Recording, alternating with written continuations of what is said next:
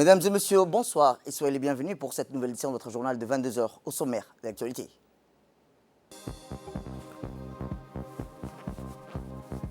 À la une dans l'actualité nationale, message de félicitations du président de la République, son Excellence Ismaël Merguele, à son homologue chinois Xi Jinping. Et enfin, dans l'actualité internationale, la Libye, la mission de l'ONU prolongée jusqu'à fin janvier avec une émissaire affaiblie. C'était les titres. Merci si vous nous rejoignez. Eh bien, je vous le dis dans le titre, le président de la République, son Excellence Ismaël Merguele, a exprimé ses meilleurs vœux à son homologue Xi Jinping à l'occasion de la célébration de la fête nationale de la République populaire de Chine. Les vœux du chef de l'État, M. Xi Jinping, sont intervenus dans un télégramme de félicitations au sein duquel il a également formé des vœux davantage de progrès, de prospérité et d'épanouissement au peuple ami chinois. La célébration de la date d'anniversaire de votre pays a valeur d'occasion attirée pour donner la pleine mesure du succès caractérisant la République populaire de Chine, a écrit le président Guélé dans son télégramme. Cette réussite confère indiscutablement à la Chine ainsi que le statut de puissance planétaire et par la voie de conséquence celui des modèles d'inspiration pour les pays qui, comme la République de Djibouti, souhaitent accéder à l'essor durable, a-t-il poursuivi. Nous sommes fiers de relations solides, d'amitié et de coopération qui unissent dans la durée de la République de Djibouti et la République populaire de Chine, a par ailleurs noté le chef de l'État qui s'est réjoui du renforcement sans cesse continu du niveau d'échange et de collaboration économique entre les deux nations. Soyez sûr, Monsieur le Président, que vous trouverez toujours auprès de moi et du gouvernement djiboutien tout le concours nécessaire à la préservation et à la promotion des partenariats stratégiques gagnant-gagnant, entérinés dans tous les secteurs du développement entre nos deux pays, a également indiqué le président Ismaël Merguele avant de retirer ses meilleurs vœux au président Xi Jinping et à l'ensemble du peuple ami chinois. Retour à Djibouti, où le ministre des Affaires étrangères de la coopération internationale, porte-parole du gouvernement, M. Mohamed Ali Youssouf, a pris part hier à la 1035e session du Conseil de paix et de sécurité de l'Union africaine qui s'est tenue par visioconférence. Le thème de cette session s'articulait autour de l'impact prévu du retrait des forces étrangères et des mercenaires sur la Libye, le Sahel et sur le reste du continent. Dans son intervention, le chef de la diplomatie djiboutienne a appelé à l'Union africaine à trouver les voies et moyens de bouter hors du Sahel les combattants étrangers et autres mercenaires qui représentent un caractéristique instrument et le mécanisme de l'Union africaine en vue d'adapter à une stratégie de lutte continentale plus nécessaire sur cette question et de ne plus se contenter des réactions ponctuelles, a déclaré M. Mohamed Ali Youssouf, face à ce phénomène d'infiltration de nos pays par ces combattants mercenaires étrangers. Enfin, il a rendu un vibrant hommage à tous les soldats de la paix agissant dans les nombreuses régions de notre continent qui, a pris au prix de nombreux sacrifices, portent haut l'étendard de la paix sur notre continent. Santé à présent, où le ministre de la Santé, Dr Ahmed Roble Abdillah, a ouvert hier un important atelier portant sur la sensibilisation pour l'acceptation de la pulvérisation intradomiciliaire. Dans la commune de Boulaos, à l'approche de la saison fraîche, la tenue de cet atelier sonne donc comme le coup d'envoi d'une vaste campagne de pulvérisation intradomiciliaire qui sera menée dans le cadre de la lutte antivectorielle et multiforme dans les quartiers populaires, en particulier dans ceux qualifiés à haut risque palustre. La cérémonie d'hier a vu la participation de plusieurs hauts personnalités responsables et parties prenantes de l'action, telles que l'ambassadeur du Japon, Otsuka Umiyo, la maire de Djibouti-Ville, Mme Fatouma Awal Ousmane, la représentante de l'OMS, la représentante du PNUD, Fatima Al-Cher, la secrétaire générale de l'UNFD, Mme Fatou Moussa, le représentant de l'OMICIDA, Farhad Hassan Farah, et ainsi que bien d'autres partenaires du ministère de la Santé. Récemment introduite dans notre pays, la pulvérisation intradomiciliaire est une nouvelle méthodologie de lutte antivectorielle qui a déjà fait ses preuves et a prouvé son efficacité dans la lutte globale contre le paludisme. Au programme de l'atelier, plusieurs présentations thématiques ont été développées autour des bienfaits comme un moyen efficace de lutte antivectorielle. L'implication et la participation de la communauté dans les processus de lutte contre le paludisme a été également reconnue comme étant primordiale pour le succès de ces activités préventives. Plusieurs partenaires techniques et financiers se sont succédés au pupitre pour retirer leur appui indéfectible aux efforts de lutte antivectorielle qui mène le ministère de la Santé, combinant entre autres des actions de destruction larvaire, la pulvérisation spatiale ou de distribution des moustiquaires imprégnés. Et pour cela, la maire de Djibouti-Ville, Mme Fatouma Awal Ousmane, et la secrétaire générale de l'UNFD, Mme Fatou Moussa, se sont exprimées pour réaffirmer leurs dispositions prises par leur service en complétant la lutte antivectorielle, notamment avec le retrait des carcasses des véhicules dans la capitale.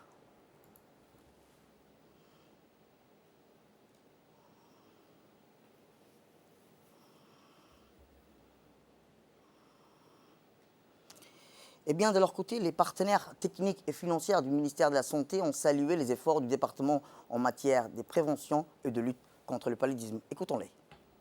Contre le paludisme, c'est une nécessité pour préserver la santé, mais également la vie de nos familles, de nos proches, de nos citoyens.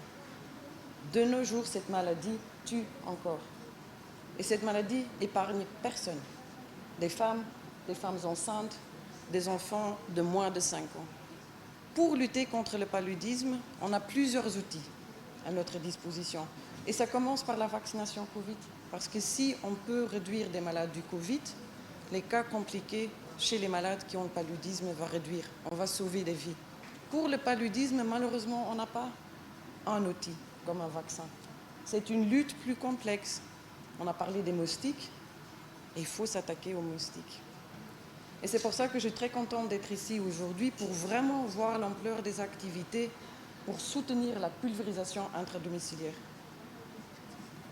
C'est un outil très efficace, mais comme pour toute intervention, il faut qu'il y ait une bonne sensibilisation dans les ménages, dans l'importance du dialogue avec la population. Je tiens tout d'abord à féliciter le gouvernement de la République de Djibouti pour tous les efforts dans la lutte contre les maladies infectieuses, notamment contre le paludisme et également contre la Covid-19. Le Japon possède une expertise dans l'aide de la lutte contre le paludisme.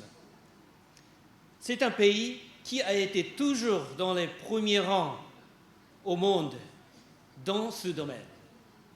À titre d'exemple, c'est au Japon qu'ont été fabriqués les premiers encens anti-moustiques en forme spirale qui sont utilisés aujourd'hui dans le monde entier. Afin de lutter efficacement contre le paludisme, il est important de pulvériser les antipaludiques efficaces d'une manière correcte contre les moustiques ayant une résistance. Eh bien, dans son discours, le ministre de la Santé, Dr Ahmed Roble Abdillah, a rappelé que cette action s'inscrit dans le cadre d'une lutte multiforme et multisectorielle pour éliminer le paludisme qui a atteint une prévalence annuelle de l'ordre de 113 cas pour 1000 habitants. Tout d'abord, vous remercier pour avoir répondu à cette importante journée de sensibilisation des leaders sur l'acceptabilité de la pulvérisation intradomiciliaire dans les 12 quartiers de la commune de Boulaous. Votre présence à ce rendez-vous est salutaire à ce grand événement marquant le tournant décisif vers l'élimination du paludisme à Djibouti démontre sans doute le grand intérêt que vous accordez à la santé de la population djiboutienne. Selon les données épidémiologiques de l'année 2020, il a été enregistré une prévalence annuelle de l'ordre de 73 cas pour 1000 habitants. Plus de 92% de ces cas proviennent de ces différents quartiers. À cet effet, il est important de rappeler les efforts constants du gouvernement avec à sa tête le président de la République, Al-Hajj Ismail Omar Guelleh, en collaboration avec ce partenaire, a assuré la disponibilité et la gratuité de la prise en charge du paludisme de toute la population, la prévention à travers la BID dans certains quartiers les plus pourvoyeurs des cas de paludisme. À cet effet, je recommande la direction des programmes de santé prioritaires d'assurer une meilleure préparation logistique, une bonne sensibilisation et une affectation de ressources selon le souhait de la communauté. J'invite l'UNFD, qui a toujours été à nos côtés, et je salue ici l'engagement de la présidente de l'UNFD, Al-Hajj Khadra Mahamoud Haït. Toutes les associations engagées dans le domaine de la santé, les leaders administratifs locaux, les leaders religieux, ils étaient là hier ici, dans cette salle, de faire preuve de leur enthousiasme en communiquant à tous les membres des ménages des quartiers où se fera la BID, la pulvérisation intradomiciliaire, d'ouvrir toutes les pièces, toutes les portes, toutes les chambres au moment du passage des agents pulvérisateurs et de respecter les consignes relatives à cette importante opération. Eh bien, en marge de cet atelier de lancement, le ministre de la Santé, Dr Ahmed Rob Abdilé, et les partenaires ont visité plusieurs stands de présentation des activités liées à la lutte antivectorielle, mais également sur les protocoles thérapeutiques du paludisme à Djibouti. Les officiels ont également inspecté les véhicules à canon pulvérisateur qui vont sillonner la capitale dans le cadre de la vaste campagne de pulvérisation spatiale.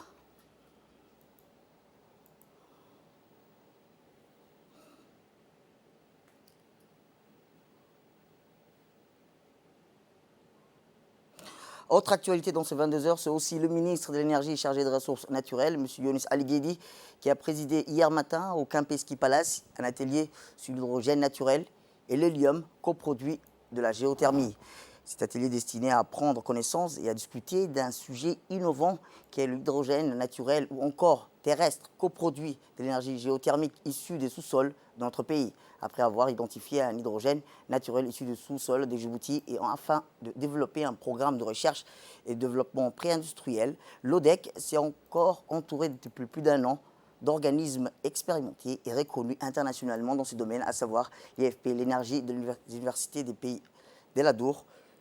La mise en valeur de l'exploitation de l'hydrogène naturel permettra à la République de Djibouti d'ancrer une partie de sa stratégie plutôt énergétique dans l'utilisation du vecteur hydrogène et contribuer ainsi à sa décarbonisation. Eh bien, le directeur général de l'ODEC, M. Riyad, a rappelé que le résultat analytique de 2 missions d'exploratoire terrain menées à Djibouti a donné des bons résultats et nous espérons encore plus, a-t-il rappelé. De son côté, le ministre de l'Énergie, M. Younis Ali Guedi, a souligné que le programme d'exploration proposé nécessite un investissement important de la part de l'ODEC et de ses partenaires afin d'assurer des prélèvements de gaz sur les prochains fourrages géothermiques. Écoutons-le.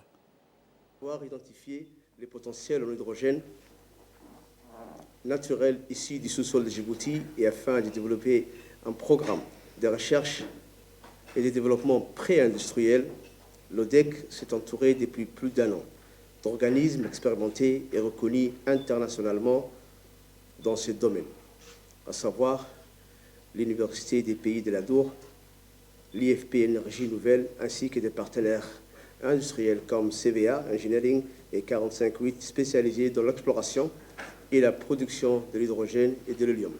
Suite aux résultats analytiques des 2 missions exploratoires des terrains menés à Djibouti en 2019 et en 2021, dans le cadre du projet Djibouti High, l'ODEC et ses partenaires sont arrivés à la conclusion que plusieurs sites djiboutiens présentent un potentiel hydrogène naturel et que certains présentent également des teneurs significatives en hélium. Les résultats obtenus mettent en avant l'opportunité de poursuivre les efforts exploratoires dans la perspective d'un programme d'exploration nationale à perspective industrielle. Les programmes d'exploration proposés nécessitent un investissement important de la part de l'ODEC et de ses partenaires en moyens humains et techniques afin d'assurer des prélèvements de gaz sur les prochains forages géothermiques. En tant que ministre de l'Énergie et des Ressources naturelles, je suis particulièrement motivé par ces diverses perspectives et je compte bien sûr sur l'ODEC pour y parvenir et les exploiter. La mise en valeur et l'exploitation de l'hydrogène naturel permettra à la République de Djibouti d'ancrer une partie de sa stratégie énergétique dans l'utilisation du vecteur hydrogène afin de l'intégrer dans son mix énergétique et contribuer ainsi à sa décarbonation. La production d'hydrogène nécessite peu d'énergie et sa combustion n'émet pas de CO2. Autre actualité, sport à présent, où le secrétaire d'État chargé des sports, M. Hassan Mohamed Kamil, a reçu hier matin en son cabinet l'ambassadeur des États-Unis d'Amérique accrédité à Djibouti, M. Jonathan Goodell-Pratt. Eh bien, après quelques mots de bienvenue, les entretiens ont abordé des relations de coopération existantes entre Djibouti et les États-Unis, en particulier dans le domaine sport, ainsi que les voies et les moyens de les renforcer davantage. Lors de l'entretien, qui a vu également la participation du conseiller technique et les responsables de la communication du ministère, les deux parties ont manifesté communication du ministère et des secrétaires, et les deux parties ont manifesté leur réelle volonté de prendre des mesures concrètes afin de consolider les relations exceptionnelles qui lient les deux pays, essentiellement dans le domaine des sports ou de quelques projets soumis par le premier responsable des sports et à son hôte. Au cours de cette réunion, l'ambassadeur américain a réitéré sa disponibilité à renforcer davantage la collaboration fructueuse avec le secrétariat d'État chargé des sports en vue d'accompagner les efforts qu'il laisse déployer pour la promotion et le développement du sport à Djibouti. Les contrôles menés par la police nationale se poursuivent. C'est dans ce sens que la police nationale a entrepris hier matin une opération de grande envergure portant sur le contrôle des vignettes 2021. En effet, le temps imparti pour l'acquisition de la vignette de l'année en cours étant écoulé, la police nationale effectuera désormais des contrôles permanents sur toutes les artères et des circulations. Il est demandé à la population de s'acquitter de cette mesure. La vignette automobile étant un impôt annuel sur les véhicules en circulation sur toutes les routes qui se traduit par l'obligation d'acheter ou d'apposer éléments matérialisant spécialement ces paiements fiscaux ou vignettes sur le pare-brise de chaque véhicule.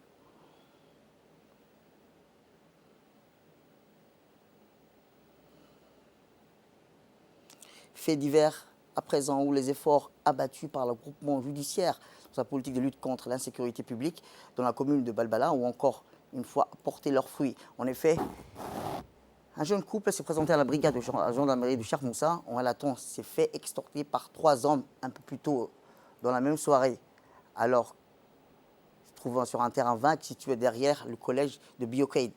Les victimes ajoutent que les délinquants étaient armés de couteaux et des armes blanches qui l'ont dépouillé de leur smartphone. Minute des quelques descriptions des délinquants données par les deux victimes, les enquêteurs de la brigade de Cheikh Moussa se lancent aussitôt à la recherche d'investigations soldées par des résultats positifs, avec notamment la localisation des suspects, leur interpellation la nuit même du méfait. L'enquête a abouti avec l'arrestation de 4 individus impliqués en qualité d'auteurs, receleurs. Ces derniers en sont tous des récidivistes et déjà défavorablement connus pour des faits de délinquance similaires. Ce joli coup de filet a également permis la découverte et la saisie de 29 téléphones portables des différentes marques extortées par plusieurs victimes et la somme numéraire de 33 birs éthiopiens provenant des recels.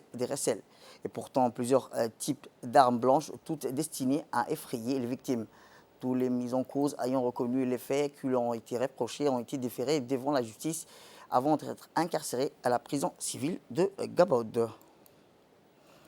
Direction d'Ikil, où dans la journée d'hier, la BCIMR a organisé une journée de rencontre avec les commerçants et entrepreneurs de la région de Dikil, la ville de l'unité. Cette journée de rencontre présidée et marquée par la présence de Régir Yak, directeur général de la banque BCIMR, du directeur commercial, accompagné des équipes de la ligne commerciale et des officiels de la région, en l'occurrence le préfet, M. Adel Moussadar, le président du conseil régional, Abdelrahman Younis Arre. Cette journée avait pour but de sensibiliser les commerçants de la place sur les opportunités et les avantages qu'offre la BCIMR pour promouvoir l'économie locale dans tous les secteurs d'activité.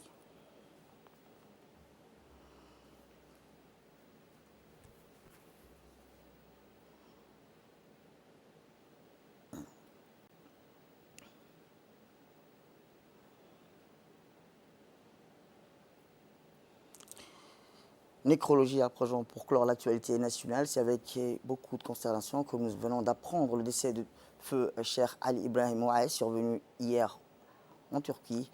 L'imam du mosquée de Nourani de Kartset, né en 1964 et père de 9 enfants, 3 garçons, 6 filles et 5 petits-enfants.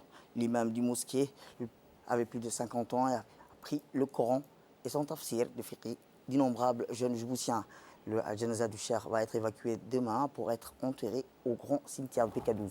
Le ministre des Affaires islamiques présente ses condoléances à la famille du défunt, que le Tout-Puissant l'accueille dans son paradis éternel. Inna lillahi wa inna ilayhi raji'un.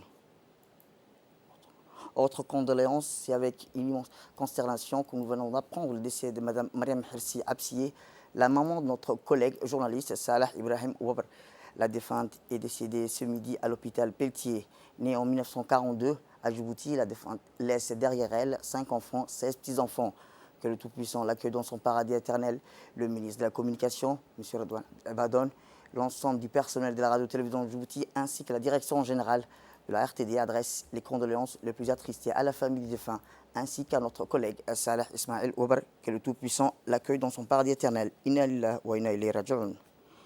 Et dans l'actualité internationale, je vous le dis dans le titre, le Conseil de sécurité de l'ONU a adopté jeudi l'unanimité une résolution de prolongeant jusqu'au 31 janvier sa mission politique et une courte durée qui affaiblit son émissaire et qui a donné lieu à un bras de fer rebondissant et 3 semaines entre les 15 membres du Conseil de sécurité qui auraient dû prolonger le mi-septembre la mission Malul de manière quasi automatique pour 1 an, surtout à l'approche d'un scrutin présidentiel en Libye prévu le 24 décembre, visant à tourner la page d'une dizaine d'années de guerre. C'est la fin de cette édition. Merci à vous de nous avoir suivis. Restez avec nous pour la suite de nos programmes télévisés et bon week-end à vous.